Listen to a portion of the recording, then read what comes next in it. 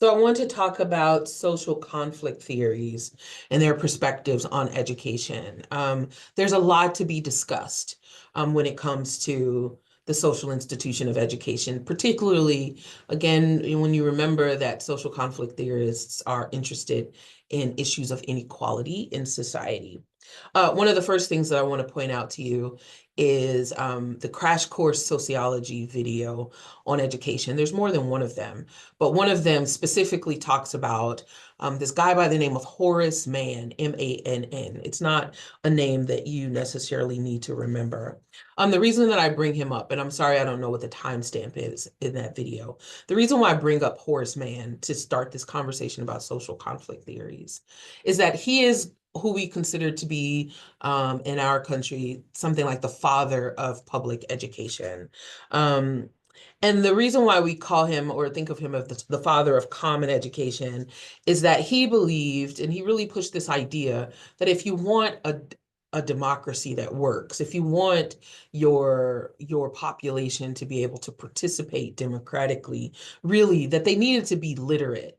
They needed to have some of these basic skills. And for that reason, education should be a basic right. Everybody should have access to educational institutions that are separate from religious institutions. Remember, we talked about that separation between church and state. This is a significant development when we think about a society's institution of education, because one of the things she mentions in this episode is that the word school apparently is an old Greek word that used to mean, or it's from an old Greek word that used to mean wealth or leisure. Let me say that more accurately. You don't need me to tell you because you probably know that education used to be for the wealthy. And it was for the wealthy because those were the people who had the leisure to participate in it.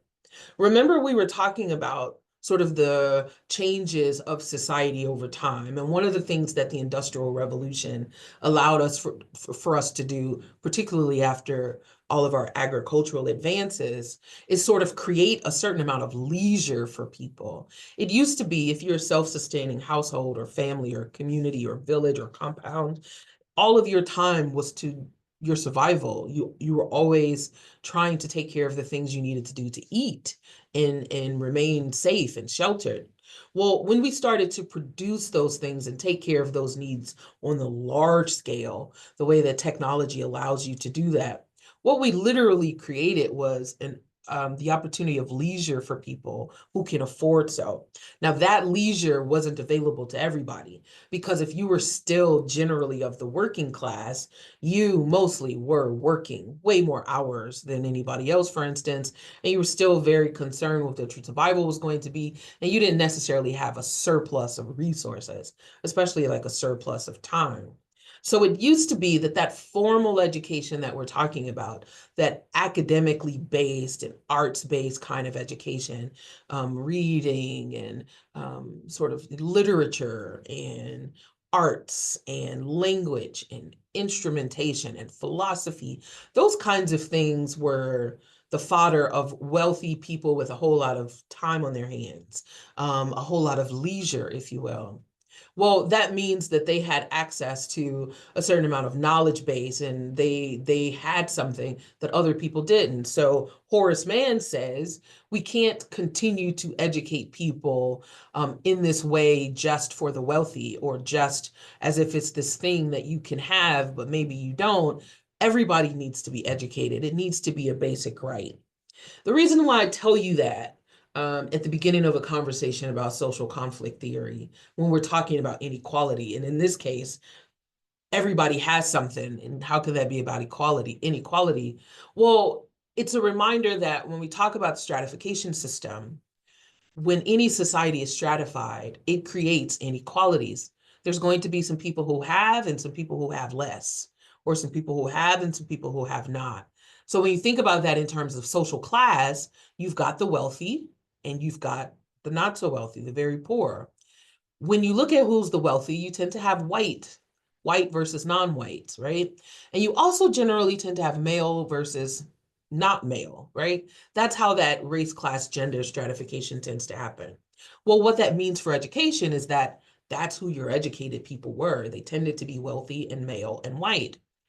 I always want you to remember that a stratification system is only reflective of the characteristics of a society. It is the way that that society has decided how we should be ordered. And then all those social control mechanisms that we talk about sort of just keep the society in order the way that we intend it. If we make changes to that order, if we make changes and say, we shouldn't only educate the wealthy, um, great, new rule. But that doesn't mean that your stratification system all of a sudden becomes equal for everybody on that system. So although education is not still for the wealthy and the white and the male, the inequality that we find in education stems very much so from earlier sort of iterations of what that order should be like in terms of access for the wealthy, in terms of race, and in terms of gender. So that's where I'm starting, particularly because when you think about some of that cultural transmission around the idea of education, we often talk about education as the great equalizer, as if to say, if you participate in education and you really give it your all, then that is how you're going to succeed. If you work hard in school, that is how you're going to move up in the world, in that social class stratification system, for instance, because it's open. There's nothing that's keeping you out of it. We tend to put a lot of weight on what education is going to do, especially formal education. So considering that we think about it and we've created these public institutions or these public organizations available to everybody, we think about education as a basic right. Everybody should be able to have it, and it is the thing that's going to make sure everybody is on the same page. But that is rife with problems right away. It takes us all the way back all the time to those fundamental questions as to what education is. Even the idea that, you know, public education should look the same for people who live in rural communities versus urban communities. They don't even necessarily need to know the same thing in order to be successful in their societies. So what is that curriculum becomes a question. But the thing that is absolutely at the forefront, there's something that was just on my mind that I feel like I'm forgetting to say. Um, the thing that is absolutely critical to think about in terms of what that inequality is remembering how public education is funded. The thing that I wanted to say, that I think that she talks about in that video, is that it's only been about 100 years since all of the states in the US had requirements for the fact that people needed to be in school for a certain amount of years. So we're not talking about a really long time where education is this accepted basic right of everybody. But here's the thing. All of those questions and debates that we're supposed to have, even about like what should be included in the curriculum, might take us back to that original question of what is the function of education, or what is the purpose of that social institution. When we talk about it being available for everybody, I want to remind you, and I'm sorry I don't have my whiteboard, or because my own computer isn't connecting to Zoom, I'm having a hard time using my my whiteboard thing that lets me write. So maybe what I'll do really quickly is just this really quick thing. So we know, excuse the X's, we know that your education is going to determine your occupation, and that your occupation is going to determine your income, and that your income is going to determine your wealth, and that your wealth is going to put your next generation in a position to also be educated. The reason why this circle continues in this way is that we know that education is funded by housing.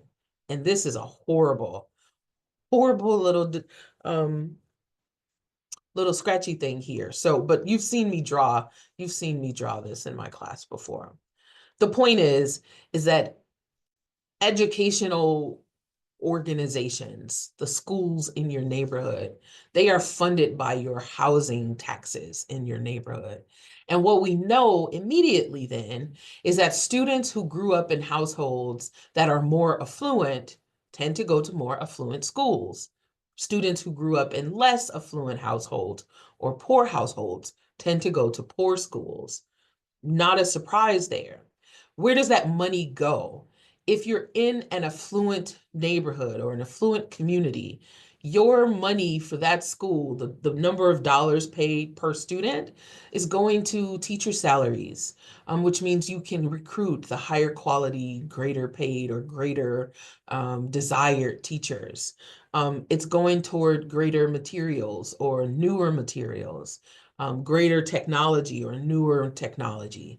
It's even going to different types of programs in academics, in athletics, in arts. It's the basis of being able to take field trips or cultural excursions or study abroad trips, right? So here you have this public education that everybody has a right to, and automatically you have a system by which not everybody gets the same education. The student who is in the more affluent community who gets that more expensive education is going to have a different experience than this student who lives in the less affluent community. And when we think about the intersections again of that stratification system, we're going to see the affluence of a community pretty much determined by things like race and gender and social class, and often some kind of combination or intersection of those things. So it begs to question this idea, this cultural idea that we have about education being the great equalizer. Social conflict theorists would want to ask, is education reflecting the inequality of society, or is it creating the inequality of society?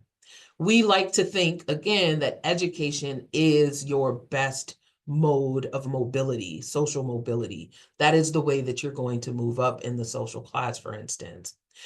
And, we say, if you go do education, that's the way that you're going to be successful. What we're finding, though, for that reason, the way that the stratification system works, is that the thing that is the greater predictor of your success is not whether or not you're educated, but what your socioeconomic status is in the first place. Because your socioeconomic status of your parents, your family of origin, for instance, tells you where you are going to enter into the society. And that tells you usually where or how you're going to be educated. And it's going to then start that process of how you're going to be educated. So is it reflecting the inequalities of society or creating the inequalities of society? That's what social conflict theorists will talk about. And if you look again into any of those sort of debate or arguments about education, it'll always boil down to, what is it supposed to be doing? How is it supposed to be doing that? Who's responsible for that? And for a particular society, how are we going to pay for that? And it's usually going to be rife with the problems that all societies have some kind of stratification on multiple axes, and then you have to sort of come to grips with that. Okay, that's the last video for now.